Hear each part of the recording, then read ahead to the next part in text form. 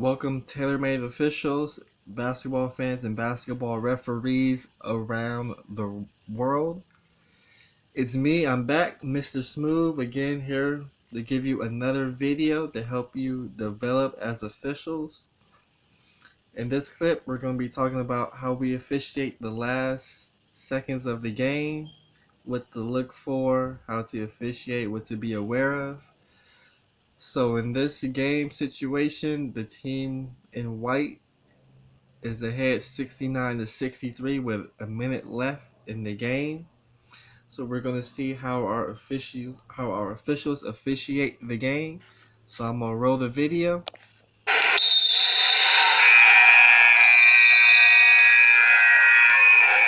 Now it's important that when the ball is legally touched to start the game in any situation, it's important that the officials who are officiating take their eyes and look at the clock to make sure that it starts. So that way we don't lose any time, any precious seconds. So I'm going to go ahead and roll the video. Now you can see here, our trail's vision was blocked by white number 15.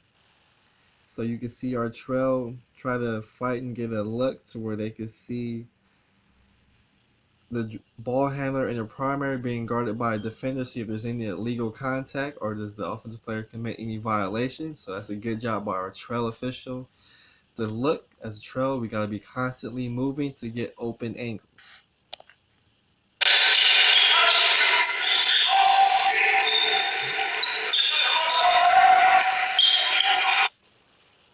So it's important to note here, it looks like the team in white isn't looking to force any action. They're looking to milk the clock. And the team that's in black is not really applying any ball pressure. They're not trapping or not fouling. So it's important that the trail and lead stay wide to have the looks as the ball is being skipped around player to player, because as you can see, there's a lot of space in between each matchup. So there isn't really a reason why our officials shouldn't be wide. They should stay wide and keep their angles. So I'm going to go ahead and roll the video.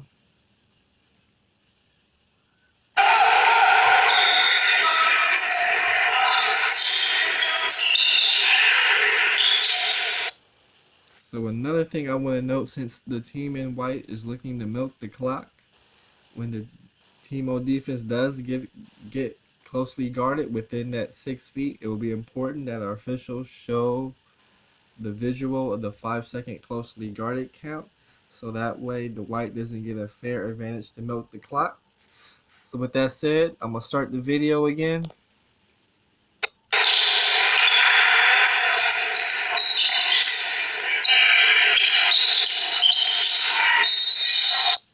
So now we had a drive to the basket, and it was pretty obvious that the player shooting the layup was pushed in the back. So this is an excellent call by our lead official to call the foul. Now with it being crunch time and each second being valuable, whenever there's a whistle blown, we got to make sure that the clock stops. And I would also like to note that it's both officials' responsibility to make sure that the clock has stopped when a whistle is blown. So we're going to see if the clock is stopped or not.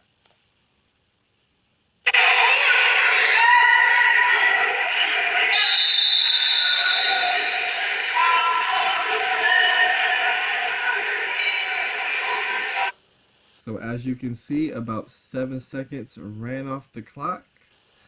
So it will be up to the officials on the floor to put the proper time back on the clock. So let's see how this develops going forward.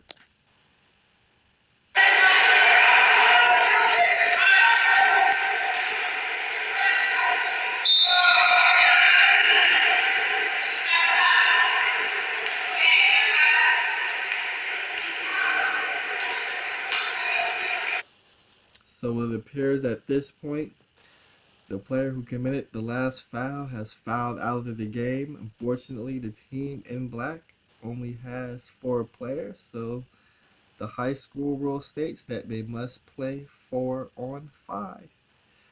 I would also like to note that the time hasn't been changed, so let's see if our officials caught the timing error or not.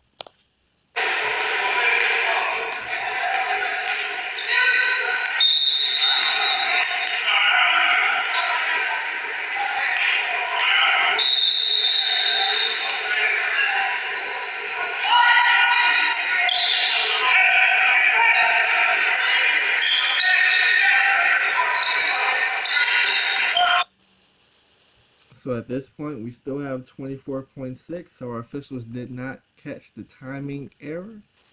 But again, it's an 8-point game, so maybe those 7 seconds wouldn't mean anything. I'm going to go ahead and roll the video. I'm going to let it play out to the end, and let's see what happens.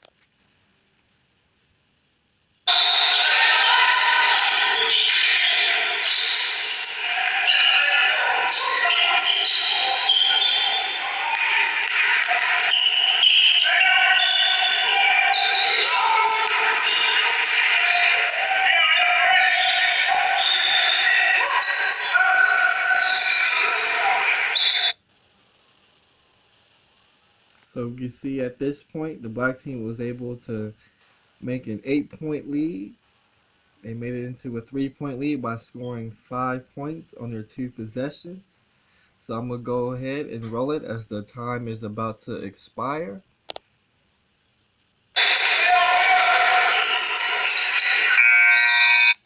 So there's the horn, as you can see, from the time that the shot was made to the horn going off.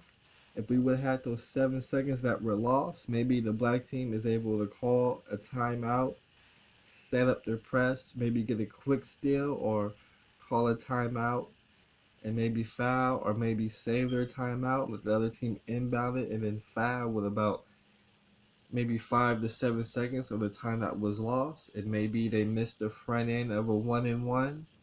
Maybe they get the rebound. Maybe they shoot a 3-pointer to possibly tie the game and send it in overtime. So as you can see, those seconds that we lost are extremely important. So that's why it's important to be aware of the clocks, because you don't want to take an opportunity for a team to win the game in regulation, or maybe tie the game in regulation and force overtime, because again, with that overtime, they have a chance to win that game.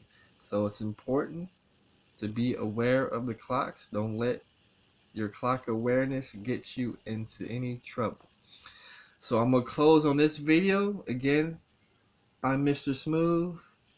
Before you do anything else, I want you to like the video, donate a couple of likes. They don't cost you any money to donate some likes. Go ahead and get these likes up.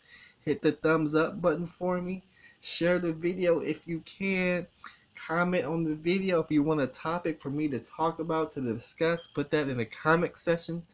In the comment section, I will be sure to do that for you. Again, Mr. Smooth signing off. Peace.